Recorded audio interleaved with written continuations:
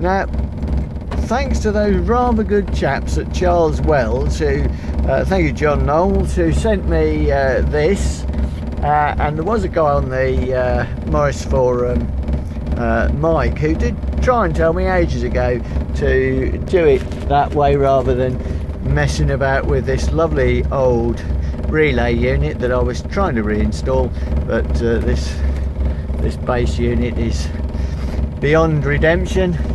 Anyway, simple solution: 2 flasher units.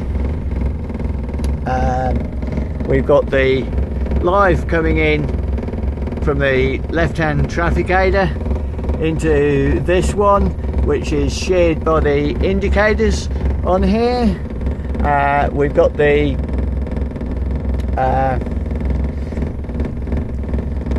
feed to the old pilot light on the P on here, and of course we have got, although that says fuel gauge, it should say left-hand indicators. That's it comes out of the flasher unit when it's little biometallic strips going beep, beep.